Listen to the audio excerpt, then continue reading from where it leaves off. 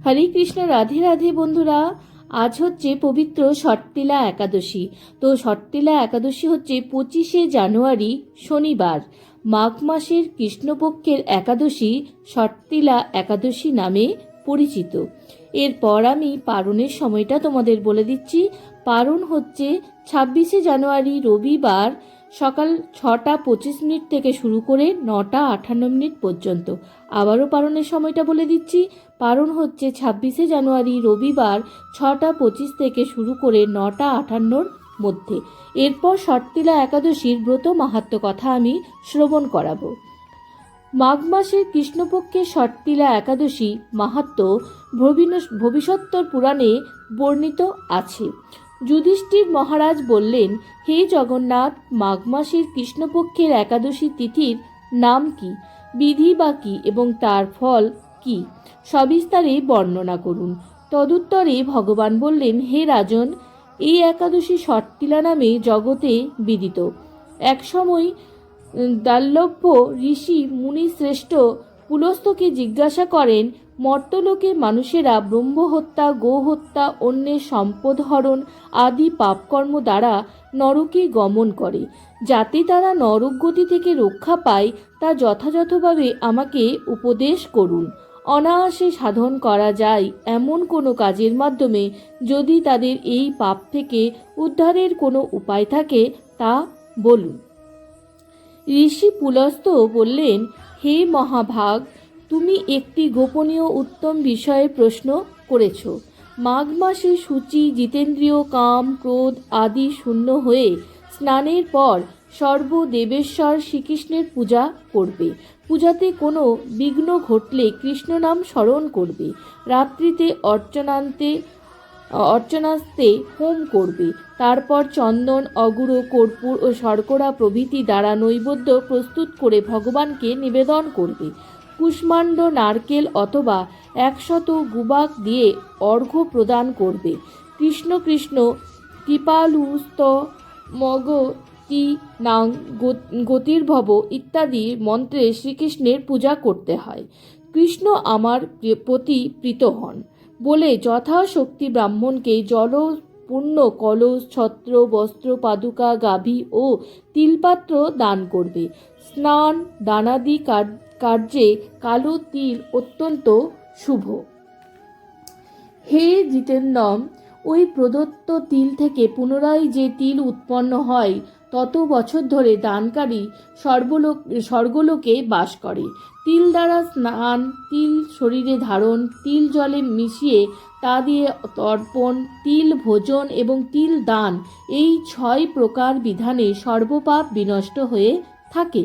এই জন্য এই একাদশীর নাম ষট্টিলা।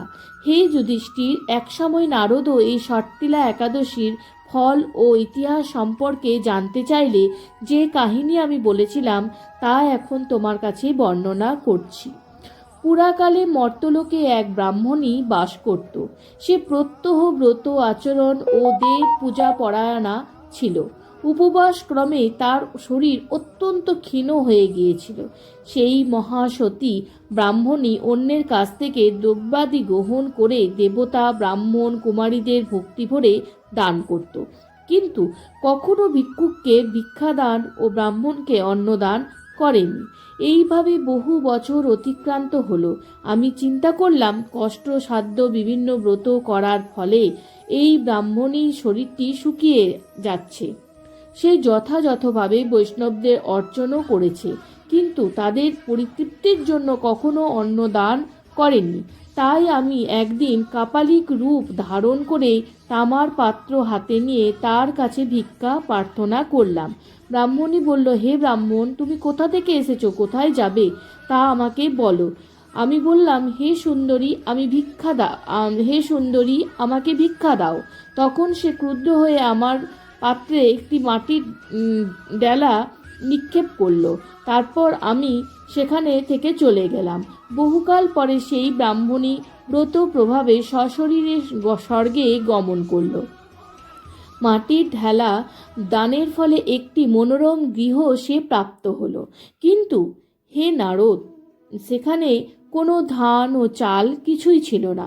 গৃহশূন্য দেখে মহাক্রোধে সে আমার কাছে এসে বলল, আমি ব্রত, কৃচ্ছ সাধন ও উপবাসের মাধ্যমে নারায়ণের আরাধনা করেছি।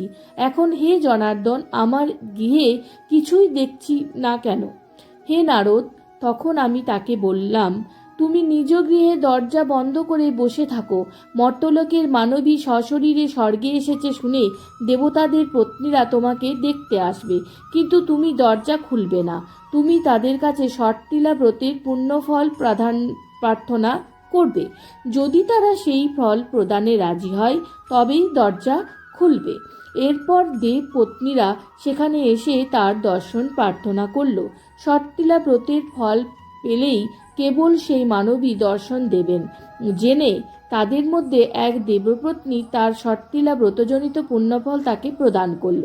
তখন সে ব্রাহ্মণী দিব্য কান্তি বিশিষ্টা হল এবং তার গৃহ ধনধান্যে ভরে গেল। তার উদ্ঘাটন করলে দেবপত্নীরা তাকে দর্শন করে বিস্মিত হলেন। হে নারদ, অতিরিক্ত বিষয় বাসনা করা উচিত নয়। বিত্ত, শাস্ত্র ও অকর্তব্য। নিজ সাধ্যমতো তিল, বস্ত্র ও অন্ন দান করবে। ষট্টিলা ব্রতের প্রভাবে দারিদ্রতা, শারীরিক কষ্ট, দুর্ভাগ্য প্রভৃতি বিনষ্ট হয়। এই বিধি অনুসারে তিল দান করলে মানুষ অনায়াসে সমস্ত পাপ থেকে মুক্ত হয়ে যায়। হরে কৃষ্ণ। রাধে রাধে বন্ধুরা, দেখা হচ্ছে নেক্সট ভিডিওতে।